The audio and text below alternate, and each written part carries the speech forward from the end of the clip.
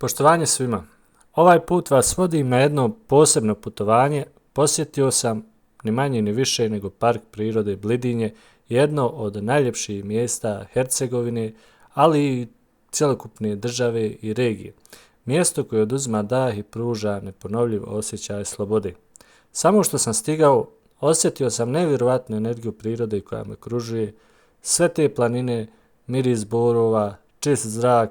Ovo je bio savršen bijeg od svakodnevnice gdje svaki trenutak nosi poseban mir i snagu. Unaprijed moram zamoliti vas za halal i razumijevanje, jer nisam naprosto snimio svaki trenutak i svaki detalj, jer sam neke stvari jednostavno želio sačuvati za sebe, a od samog uzbuđenja i prvog dojma nešto sam sačuvao i u svoju seharu sjećanja. Ali ono što jesam zabilježio, rado ću da podijelim s vama. Prvi dan je bio prepun uzbuđenja, planova i želje da istražim svaki kutak ovog predivnog kraja. Nisam snimio svaki detalj jer sam želio doživjeti trenutke bez ikakve opterećenosti, potpuno opušten i fokusiran samo na uživanju u prirodi. Bio sam tu, prisutan, bez razmišljanja o bilo čemu drugom. Hajde da kažemo neko stanovanje, već i centar društvenog i kulturnog života. Svaka kuća imala je neke sve specifične običaje, uglavnom su građene od kamena, materijala koji je u izobilju ovdje u ovom krševitom kraju.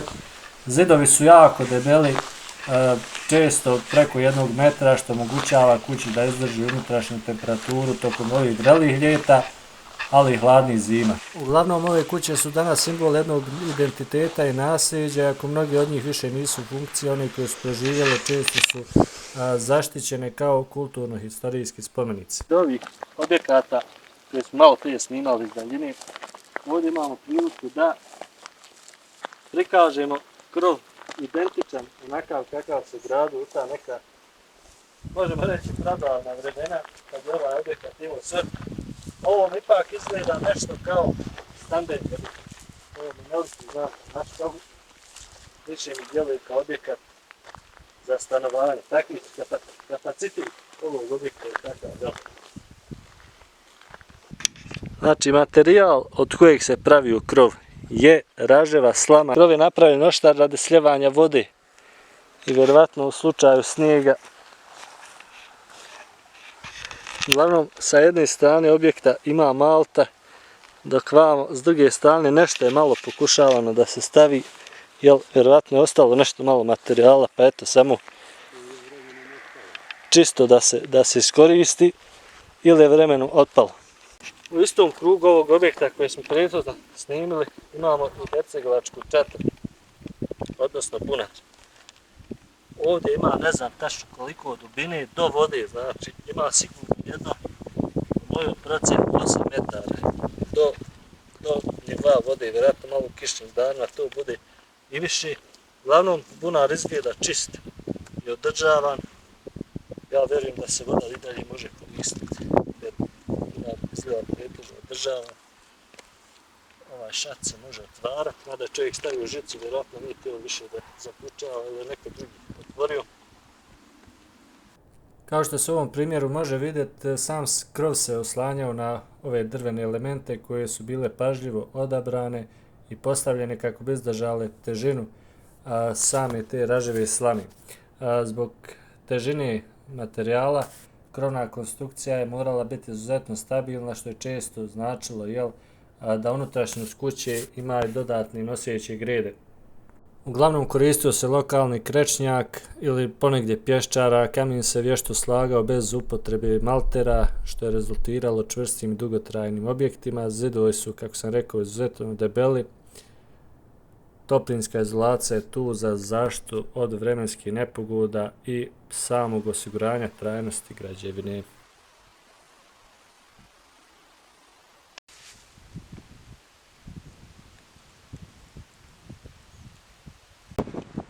Evo imamo ovdje ispred restorana Hajdučke vrlete maketu kako su te građevine prije rađene.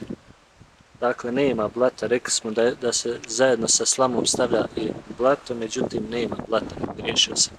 Ovo je znači jedna klasična maketa kako to izgleda.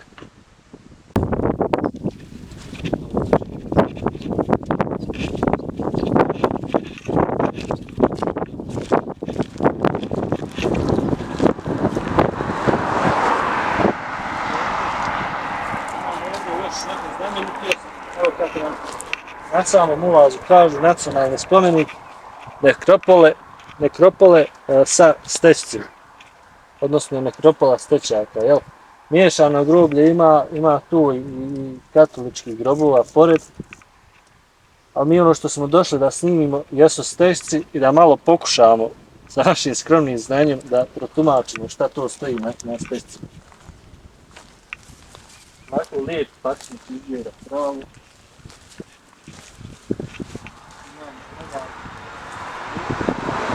Često možemo naići na ovakve stvari, ali ovo je također stećak. Imamo ovdje su baš ogromni i veliki stećci. Može se vidjeti da su masivni sa ovim, jel, ukrasima na sebi, da ih tako nazovemo. A ono što ćemo uraditi pored toga, s obzirom da je ovo nacionalni spomenik i groblje, znači groblje. Našli smo ovo ovdje tako da ćemo ovo da pokupimo sa sobom, jer ovome nije mjesto ovdje. Mislim da se više iz daljine može vidjeti šta ovdje stoji. Šta ovdje tačno stoji. Ja trenutno ovdje iz blizine mogu samo da vidim ovu kompletno čovječiju figuru i da držim nešto u rukama, ali ću malo da se udaljim. I kad se udaljim onda mogu da vidim tačno o čemu se radi. Inače to je malo uzelo, jel, zub vremena. Neke životinje, mislim da je ovo pas jer je pas upotrebljivan kao naslika na stećcima. Ovdje mogu da samo procijenim da se radi o nekoj čovječevoj figuri. Može simbolizirati borbu i zaštitu, lov, simbolika lovca, plemića nekog na konju, prikaz moći autoriteta i tako dalje.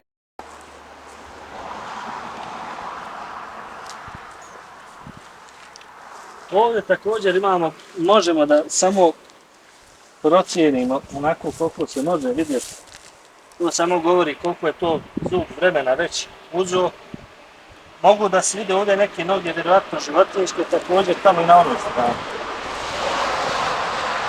I ovdje imamo neke malo veće sliče. Ovdje imamo jedan polumjesec, imamo cvijet. Ovaj polumjesec je vezan za neka paganska, neoficijalna vjerovanja, znači kod tadašnjih ljudi koji su bili ovdje na ovim prostorima. Ovo je jedno umjetničko djelo koje simbolizira vjerovatno nekakvu vječnost i harmoniju čovjeka sa dignutom rukom uvis. Ovdje mislim da imamo polumjesec i ovdje vidim još jednu figuru. Znači, mislim da je kod ovog čovjeka dignuta lijeva ruka, a kod ovog čovjeka je dignuta desna ruka. Radi se vjerojatno o neke dvije osobe koje su bile usko povezane, jer simbolika ruka u ruci znači da su bile na neki način te dvije osobe povezane. Ovo je možda i najjasniji stećak što se može vidjeti. Pored polumjeseca imamo ovdje ponovo cvijet.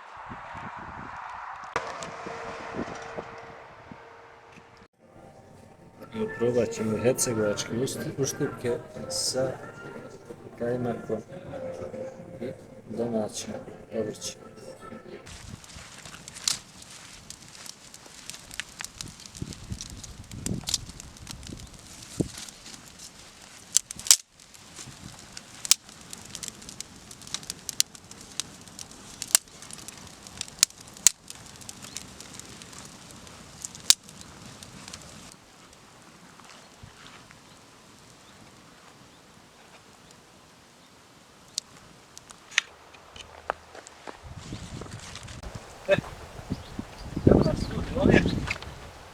Sjedimo na ovu klupu. Idemo da isprobamo nezaobilaznu hercegovačku zeljanicu. Interesantno kako ovdje vrijeme varljivo. Evo upravo se čuje grmljavina i dole od ozdo iz pravca Drežnice i ko zna gdje je Drežnica. Može da se vidi mulje. Isto tako iz pravca Risovca, tamo vidi se kiša. Ljudi sa kojima sam razgovarao, od koga sam dobio ovu zeljanicu, kažu ima vjetra i neće biti kiše. A vidjet ćemo, jel, da su pravo. Iskusni ljudi ovdje domicilni su, znaju, jel, pa tako će biti poslušan. Uglavnom, idemo sad da isprobamo ovu zeljancu.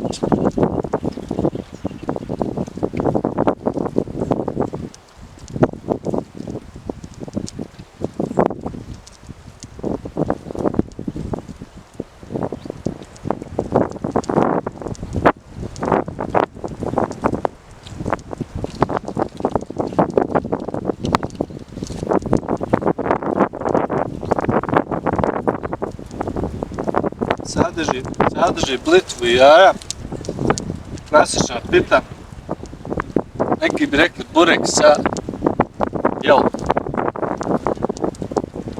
burek sa špinatom, sa blitvom i sa jajem.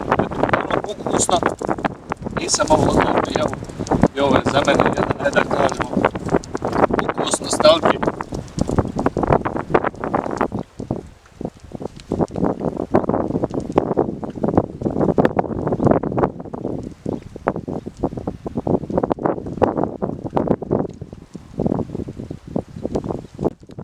Uglavnom, evo sad će upravo 12 sati kako sam ovdje.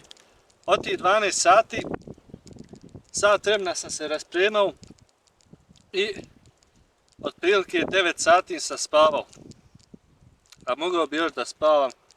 To samo potvrđuje koliko sam umoran. I psihički i fizički. Već se dosta osjećam odmornije. Osjećam se da sam napunio baterije, da imam energiju za neke nove izazove.